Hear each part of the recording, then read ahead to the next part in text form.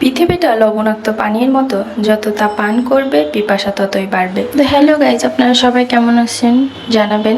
আর আজকে আপনাদের সাথে একটা ভিডিও শেয়ার করতে আসছি, নতুন একটা ভিডিও।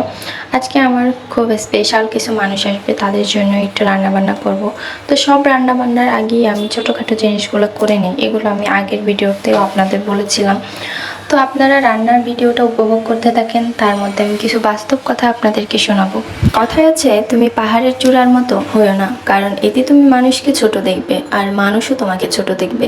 এই কথার মানে আমি একটাই বুঝি যে ছোট থেকে হঠাৎ যদি কিছু মানুষ বড় হয়ে যায়, তারা এমন এমন ব্যবহার করে ছোট গরিব দুঃখী মানুষদের সাথে, তখন তারা ভাবে না যে আগেও আমরা এর থেকেও বাজে অবস্থায় ছিলাম, এত অহংকার কেন করি, এত অহংকার করে তাদের কেন ছোট করে কথা বলি। তো এইটার জন্যই এই কথাটার মাধ্যমে আমার এতটুকুই মনে হয়েছে, যার কারণে শেয়ার করলাম। কূপে থুথু ফেলো না, কারণ হয়তো কখনো তোমায় এই কূপ থেকে পানি পান করা প্রয়োজন হতে পারে। আসলে এটাই কিন্তু আমাদের জীবনে হয়, আমরা যে জিনিসটা বা যে মানুষটাকে তুচ্ছ মনে করি, তার কাছ থেকেই একদিন আমাদের হেল্প চাইতে হয় বা তার কাছেই আমাদের যাইতে হয়। তো হিংসা অহংকার দুটোই মন থেকে বের করে দেওয়া উচিত। চিরকাল অন্ধকারকে গালমন্দ না করে ছোট্ট একটি বাতি জ্বালানো অনেক ভালো। যখন গাছ থেকে আপেল পড়েছে তখন সবাই বলেছে যে আপেল পড়েছে, কিন্তু একটা লোকই বলেছিল যে আপেলটি কেন পড়েছে, কি ঘটনা ঘটেছে সেটা যদি মানুষকে না জানায়, মানুষকে একজনের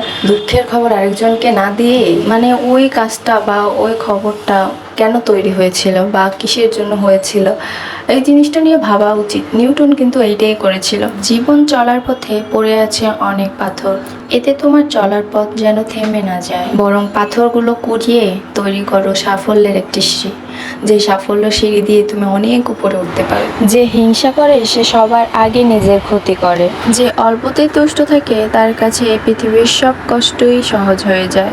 যার ভুল হয় সে মানুষ, আর যে ভুলের উপর স্থির থাকে সে শয়তান। তো আপনারা এ থেকে কি কি শিখলেন, আর আপনাদের কাছে কি এইরকম ভিডিও ভালো লাগে কিনা একটু কমেন্টে জানাবেন, তাহলে আরও এরকম ভিডিও আপলোড করার চেষ্টা করব। আল্লাহ হাফেজ।